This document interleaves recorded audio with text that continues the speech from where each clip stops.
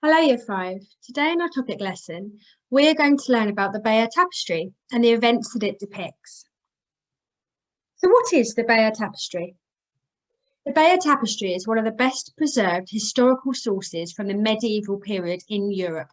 It is more than 900 years old. It is a piece of cloth measuring nearly 70 metres by 50 centimetres. It weighs around 350 kilograms. The embroidered cloth shows a series of events leading up to a significant battle in medieval times, the Battle of Hastings in 1066. So who were the claimants to the throne in 1066?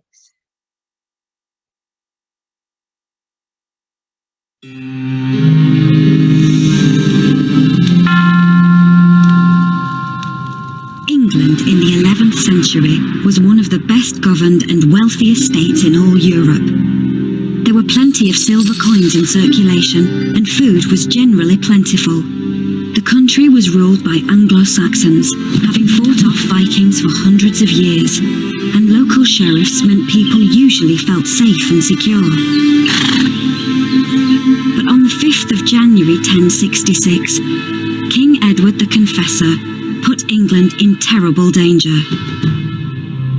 He died without leaving a son and heir.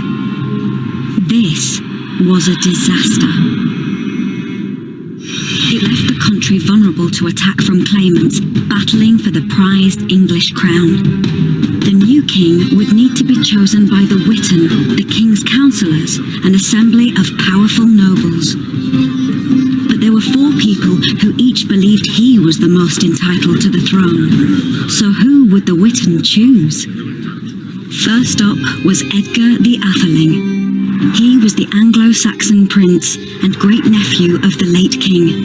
In 1057, Edward the Confessor had named Edgar's father heir to the throne, but he died under suspicious circumstances before he could be crowned. Aged just 15, his son Edgar lacked both the experience and necessary support to become king. Next up was the King of Norway, Harald Hardrada, or Hard Ruler, a formidable Viking warrior. His claim was also based on an earlier promise made to his father. Between 1016 and 1042, England had been ruled by Danish Vikings. The last of them was Harthacnut. Harthacnut had named Magnus King of Norway as his successor. But when Harthacnut died, the English crown went to Harthacnut's Anglo-Saxon half-brother instead, none other than Edward the Confessor. Magnus died soon afterwards, so when the English crown came up for grabs again in 1066, Harald Hardrada leapt at the chance to claim back what he believed his father had been denied. Then there was Harold Godwinson, an Anglo-Saxon, who believed he should be Edward's successor. Harold was the Earl of Wessex, the richest man in the kingdom, and had good alliances with all the major nobles of England. He had been the late king's advisor, governing the country on Edward the Confessor's behalf, whilst the king was busy with his religious pursuits. King Edward had even married Harold's sister, Edith. Harold also claimed the late king had promised him the throne on his deathbed. This assertion was backed up by the Anglo-Saxon chronicles, but this was hardly surprising as Harold was an Anglo-Saxon. And finally there was William, Duke of Normandy, a distant cousin of the late king. Edward the Confessor had lived in Normandy for 25 years prior to his coronation, so he actually knew William better than his English nobles. England had been ruled by Anglo-Saxons or Vikings for the last 200 years. William was neither. William claimed that King Edward had promised him the throne, and this, of course, was the version reported by the Norman chroniclers. What's more, William had many supporters, including the Pope in Rome, which meant in effect he also had the backing of God. To top it off, William declared that in 1064, Harold Godwinson had sworn loyalty to him on sacred relics, as illustrated on the greatest of all surviving Norman records, the Bayeux Tapestry. If this was true, Harold was probably forced to do so. And after all, the Bayeux Tapestry was commissioned by William's brother. So, here are the four main claimants, but only one of them could be king. The Witan chose English Harold Godwinson, and fearing an invasion, promptly crowned him king at Westminster Abbey, which was coincidentally the same day that King Edward the Confessor had his funeral. But just because Harold had now become king didn't mean he would stay king. On the 24th of April, Halley's Comet appeared in the sky. It was believed to be a sign from God, indicating a great change was about to happen. Some even called it the Terror of Kings. Whatever the interpretation, history tells us it was the start of a war over the crown which would transform England forever.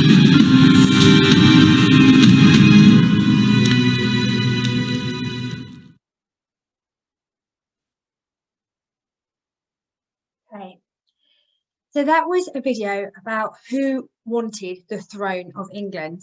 This next video is a video of the Bayeux Tapestry.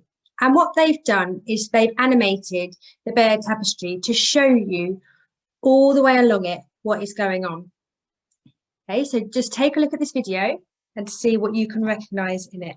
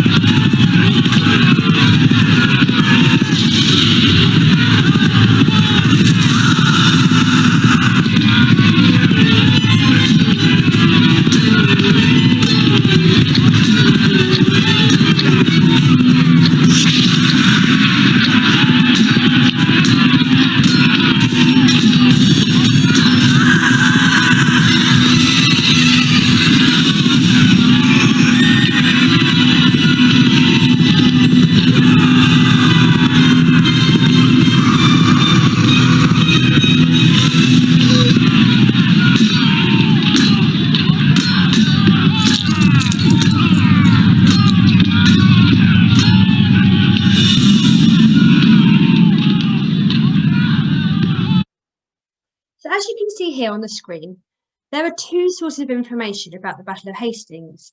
The Bayeux Tapestry on the right, which you just saw in the video, and on the left is a copy of the entry from the Anglo-Saxon Chronicles recounting the events of the Battle of Hastings. The Anglo-Saxon Chronicle was written by monks at the time of the Battle of Hastings, and it reads, "Then King William came from Normandy into Pevensey, a town on the coast of England, on the eve of the feast of St. Michael, and as soon as they were fit, made a castle at Hastings market town. Then this became known to King Harold, and he gathered a great raiding army and came against him at the Grey Apple Tree. And William came upon him by surprise before his people were marshalled. Nevertheless, the king fought very hard against him with those men who wanted to support him. And there was a great slaughter on either side. There were killed King Harold and Earl Luthwin, his brother, and Earl Gurth, his brother, and many good men." The Bayeux Tapestry was commissioned by William's half-brother Odo, Bishop of Bayeux.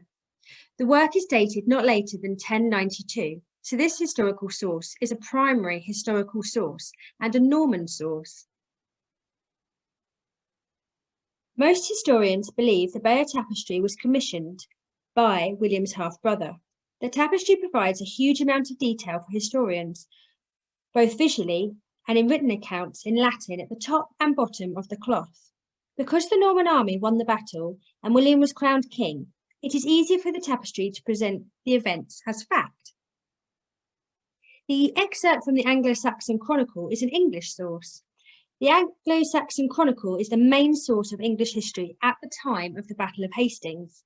The Chronicle is a kind of calendar of national life written by English monks in a number of different places across England. Unfortunately for the historians, there were gaps in the chronicles, and the Battle of Hastings is only mentioned really briefly. Because the English army lost the battle and Harold Godwinson was killed, it is more difficult for English perspectives of the event to be taken as fact. Both these sources show how the same event could be told in many different ways, depending on the perspectives of the people there. For example, the Bayeux Tapestry clearly shows Norman and Anglo-Saxon troops prepared for battle, but the other source, from the Chronicles, tells of how the Normans came upon him by surprise.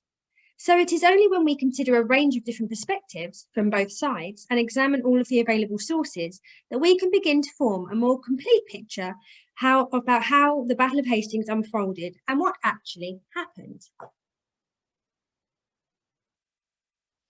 So your task for today is using the online videos that you have just watched, so you can go back and watch them again if you'd like to.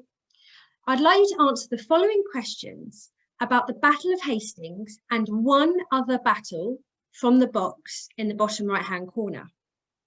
So the questions I'd like you to answer are: who was involved with the event or battle? So who were the key players? Where did the event and battle take place? What events led up to the battle? And what happened afterwards as a result of the battle? So you need to answer those questions about the Battle of Hastings and just one, other battle from the box below. Good luck, Year 5. I can't wait to see what you find out. Bye.